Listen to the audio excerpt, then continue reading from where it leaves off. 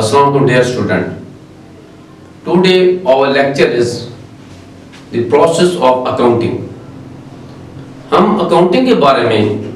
ये देखते हैं कि अकाउंटिंग का प्रोसेस कैसे कैसे है, उसको हम किस तरीके से इवैल्यूएट करते हैं और हम किस तरीके से उसको प्रोसेस करते हैं और किस तरीके से उसकी रिपोर्टें करते हैं और फर्दर प्रोजेक्ट के लिए हम कैसे स्ट्रैटेजी बनाते हैं। तो अकाउंटिंग जो है एक ऐसा प्रोसीजर है कि जैसे स्टार्ट के अंदर हम किससे कोई ट्रांजैक्शन करते हैं तो उस ट्रांजैक्शन को मुख्तलिफ प्रोसेस से गुजारते हैं, मुख्तलिफ स्टेजेस से गुजारते हैं, फिर जाके उसका जो इफेक्ट होता है हमारे फाइनल प्रोजेक्ट पे जाके पड़ता है कि फाइनल में जो हम डिसीजन देते हैं वहां तक उसका असर पड़ता है। तो डियर स्टूडेंट, हम बात करेंगे आज अकाउंटिंग प्रोसेस के बारे में बात करेंगे कि हमारे पास अकाउंटिंग प्रोसेस क्या चीज होती है, कि किस तरीके से हम एक अकाउंटिंग की ट्रांजैक्शन को मुख्तलिफ मरहले में मुख्तलिफ प्रोसेस से गुजारते हैं और जाके फाइनल में उसके एक प्रोसीजर हम कंप्लीट करते हैं और उसका इफेक्ट जो होता है हमारे फाइनल प्रोजेक्ट पे जाके होता है। तो डियर स्टूडेंट, हम ये देखते हैं कि हमारे पास फर्स्ट ऑफ ऑल हम डिस्कस करेंगे किसके बारे में, ट्रांजैक्शन के बारे में। ट्रांजैक्शन फर्स्ट ऑफ ऑल हम ये डिस्कस करते हैं कि ट्रांजैक्शन क्या चीज है। डियर स्टूडेंट, हम ये देखते हैं कि ट्रांजैक्शन जो है, जब हम कोई मटेरियल, कोई प्रोडक्ट,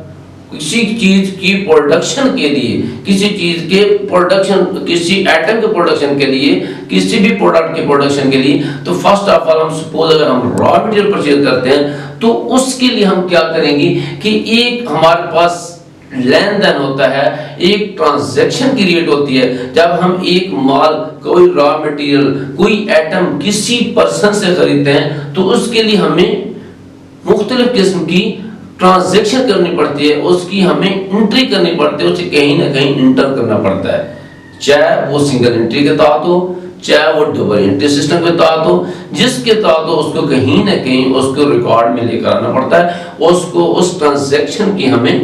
एंट्री करनी पड़ती है। क्या कोई हम आइटम सेल कर रहे हैं या कोई आइटम परचेज करते हैं तो उसका जो पहला प्रोसेस है उस ट्रांजैक्शन को हम कहीं ना कहीं उसको ट्रांजैक्शन को प्रोसेस में लेंगे और वो जो ट्रांजैक्शन होती है उसको हम रिकॉर्ड के अंदर एक प्रॉपर तरीके से इंटर करते हैं। यानी कि ट्रांजैक्शन फर्स्ट टाइम जो हमारे पास जो ट्रांजैक्शन होती है वो कोई भी किस्म की एंट्री हो उसको हम ट्रांजैक्शन कहते हैं। कि अगर हमने कोई चीज सेल की है, कोई चीज परचेज की है, कोई भी आइटम, तो उसको जब हम लेंगे या देंगे या परचेज करेंगे या सेल करेंगे किसी दूसरी पार्टी को तो हम उसे ट्रांजैक्शन कहते हैं।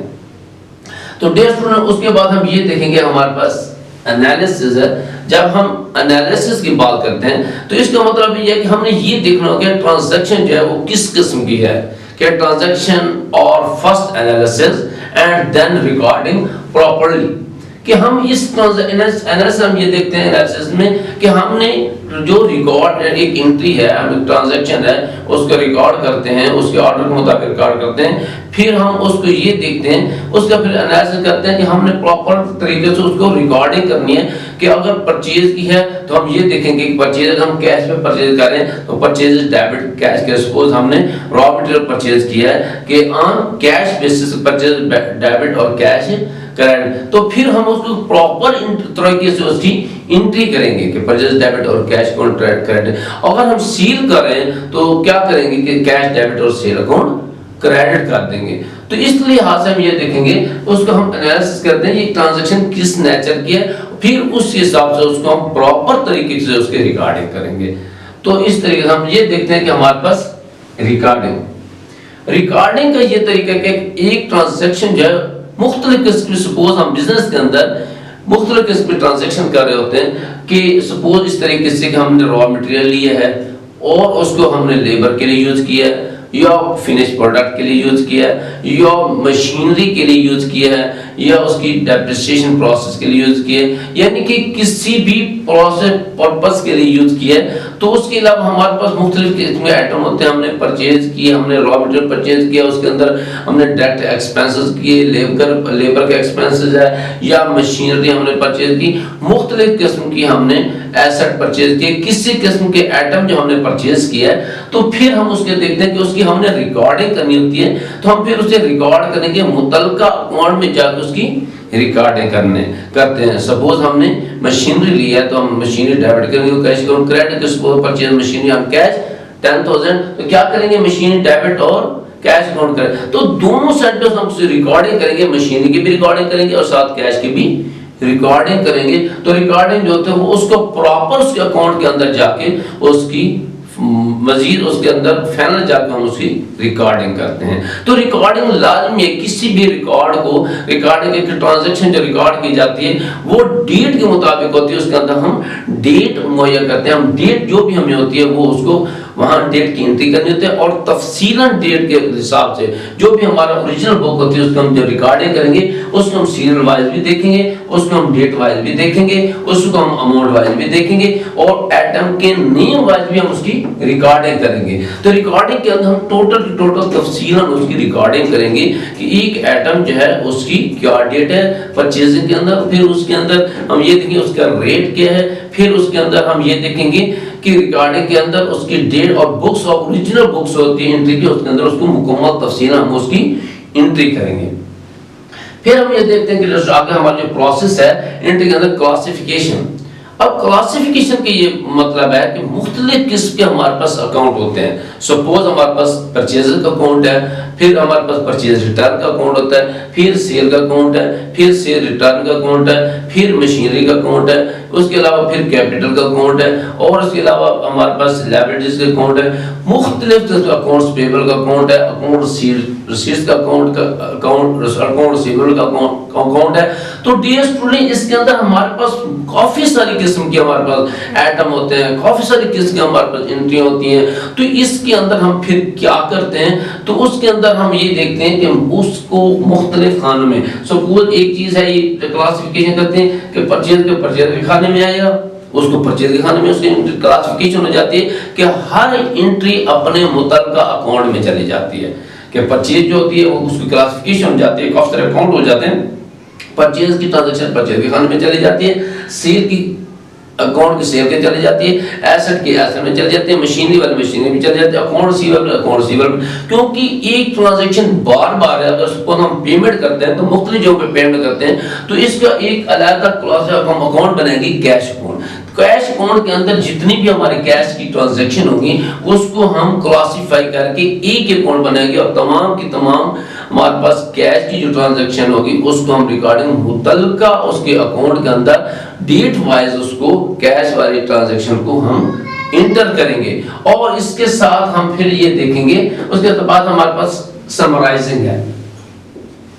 तो अब हम ये देखते हैं कि समराइजिंग का मतलब यानी कि ऑल दी इंफॉर्मेशन, जितने भी हमारे पास इंफॉर्मेशन होती हैं, bring together to explain the accounting result, कि हम क्या करेंगे, समराइजिंग ये होती है कि इसके अंदर जितनी भी हमारे पास इंफॉर्मेशन हम लेते हैं उनको फिर तमाम की तमाम इंफॉर्मेशन को इकट्ठा किया जाता है,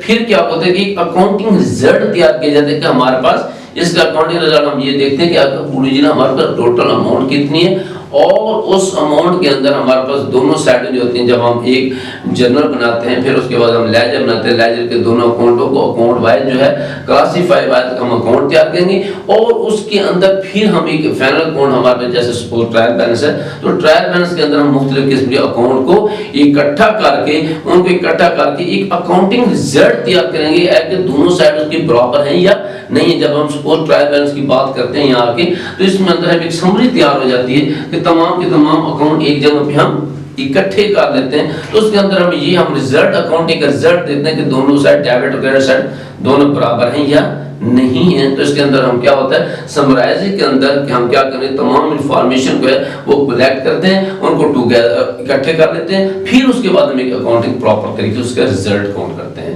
फिर हमारे पास ये होता है कि रिपोर्ट रिपोर्टिंग के अंदर दिया करते हैं जब हम तमाम के तमाम अकाउंटिंग के रिजल्ट तैयार करेंगे तो फिर उसके क्या होता है, उसको कम्युनिकेट के जो जो हमारा रिजल्ट होगा उससे फर्दर हम कम्युनिकेट करें, यानी कि it is a process of communicating the result. वो जो रिजल्ट होता है उसको हम फिर कम्युनिकेट करते हैं, आगे कम्युनिकेट करते हैं, फर्दर प्रोसेस के लिए हम उसको आगे जो हमारे पास रिलेटेड पर्सन होता है हम उसको कम्युनिकेट करते हैं कि आगे तमाम अकाउंटिंग का रिजल्ट हमारे पास ये है, तो उसको फिर हम आगे ट्रांसफर कर देते हैं उस रिकॉर्ड को। जितने भी हमारे पास रिजल्ट आता है तो उसको रिपोर्टिंग तैयार करके कि हमारे पास डेबिट साइड इतने, क्रेडिट इतने, हमारे पास एसेट ये, कैश की ट्रांजैक्शन टोटल इतनी, एसेट की इतने, लिएबिलिटी इतने, हमारा टोटल कैपिटल इतने, इस तरीके से एक मुकम्मल रिपोर्ट तैयार करते हैं। और वो रिपोर्ट जो होती है आगे हमारा रिलेटेड अकाउंटेंट होता है या हमारे पास प्रोडक्शन मैनेजर होता है या हमारे पास जनरल मैनेजर होता है या कोई डायरेक्टर होता है ऑर्गेनाइजेशन का, तो फिर उनको ये तमाम की जो रिपोर्ट होती है फिर उनको पेश कर दी जाती है। तो फिर उसके अंदर हम ये देखते हैं कि इंटरप्रेटिंग,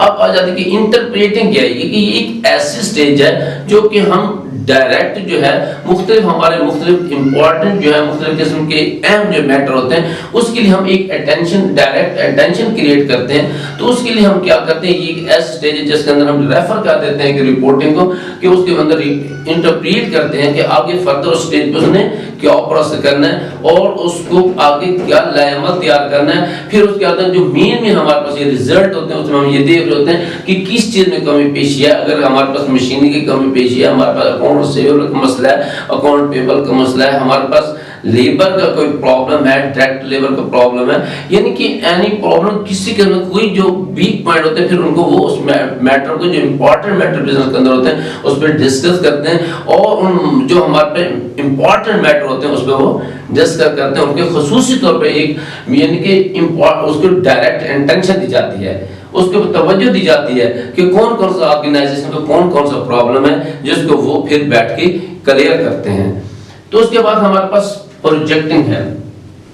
ये एक अहम चीज है जिसके अंदर हमारे पास फाइनली एक स्कीम्स होती है। हम ये कहते हैं कि finally scheme are made for further project. इसके अंदर हम ये देखते हैं, इस प्रोजेक्ट के अंदर हम ये देख रहे हैं कि प्रोजेक्टिंग का प्रोसेस देख रहे हैं कि फाइनल हमारे पास जब एक स्कीम तैयार की जाती है कि फर्दर प्रोजेक्ट के लिए जो हम एक डिसीजन लेते हैं तो उसके अंदर हमने ये देखना है कि एक कंपनी के अंदर कौन कौन से मसाइल हैं, कौन कौन सी कमी पेशी हैं और कहाँ कमी पेशी है उसको दूर किया जाए और जो भी मसाइल हैं उसको हल किए जाए और उसको एक ऐसे तरीके से हल किया जाए ताकि आने वाले वक्त में कोई प्रॉब्लम क्रिएट हो और हमारा ऑब्जेक्ट जो है फर्दर जो ऑब्जेक्ट हम आसानी तरीके से उसे हल कर सकें। जस्ट स्टूडेंट ये हमारे पास कुछ सम अकाउंटिंग प्रोसेस की बात कर रहे थे कि एक अकाउंटिंग प्रोसेस जो होता है, एक हम ट्रांजैक्शन जब करते हैं, कोई भी चीज कहीं से लेते हैं, जब कोई चीज सेल करते हैं, उसकी ट्रांजैक्शन जो फिर उसको किस किस तरीके से प्रोसेस करते हैं, किस किस अमल से हम उसे गुजारते हैं और जाके फाइनल हमारे प्रोजेक्ट तक किस तरीके से हम उसको मुकम्मल करते हैं। तो ये एक छोटा सा हमारे पास टॉपिक था जिसके अंदर हमने आपको एक जनरल अकाउंटिंग प्रोसेस के बारे में बात की कि अकाउंटिंग प्रोसेस क्या क्या चीज होता है। तो हर बिजनेस के अंदर, चाहे बिजनेस छोटा है या बड़ा बिजनेस है, एक मल्टीनेशनल कंपनी है जो सोल प्रोप्राइटरशिप है या कोई पार्टनरशिप है या कोई फॉर्म है, तो उसके अंदर अकाउंटिंग के बगैर कोई रिकॉर्ड मेंटेन नहीं किया जा सकता और तमाम के तमाम उसके अंदर फाइनेंशियल स्टेटमेंट तैयार की जाती हैं, उसके अंदर हमारे पास मुख्तलिफ किस्म के अकाउंट तैयार किए जाते हैं और उसके अंदर हमारे पास क्या होता है कि हमारे पास जनरल एंट्रियां से लेकर तमाम के तमाम अकाउंट एंड तक मेंटेन किए जाते हैं ताकि उसके अंदर income, profit and loss show किया जाता है कि ऑर्गेनाइजेशन अंदर उसकी अर्निंग की पोजीशन क्या है। ऑर्गेनाइजेशन एक स्पेसिफिक पीरियड टाइम के बाद, 6 मंथ के बाद या 1 ईयर के बाद, नॉर्मली 1 ईयर के बाद एक स्टेटमेंट तैयार की जाती है। उसके अंदर ऑर्गेनाइजेशन अपने तमाम के तमाम फाइनेंशियल प्रोसेस को क्रिएट कर रही होती है, फाइनेंशियल पोजीशन को शो कर रही होती है कि ऑर्गेनाइजेशन की फाइनेंशियल पोजीशन क्या है और उसकी प्रॉफिट की पोजीशन क्या है। तो वो एक स्टेटमेंट शो करती है 1 साल के बाद कि ऑर्गेनाइजेशन के अंदर, हमारी कंपनी के अंदर और हमारे फर्म की जो फाइनेंशियल पोजीशन है वो ये है और हमारी परफॉर्मेंस जो है, वर्किंग परफॉर्मेंस वो शो की जाती है और उस ऑर्गेनाइजेशन और फर्म का पूरा डाटा शो किया जाता है। तो स्टूडेंट ये हमारा एक छोटा सा टॉपिक था जो हमने आपके साथ डिस्कस किया। तो मुझे उम्मीद है ये एक आसान सा टॉपिक था, मुझे सारे स्टूडेंट को समझ आ गई। इसके अलावा फिर भी किसी स्टूडेंट को इसके अंदर किसी पॉइंट की समझ नहीं आई या क्लियर नहीं, आप हमें कमेंट्स में लाजमी याद करें, हम आपको सेटिस्फाई करेंगे। इसके लिए मैं आपसे इजाज़त चाहता हूँ। अल्लाह हाफिज़।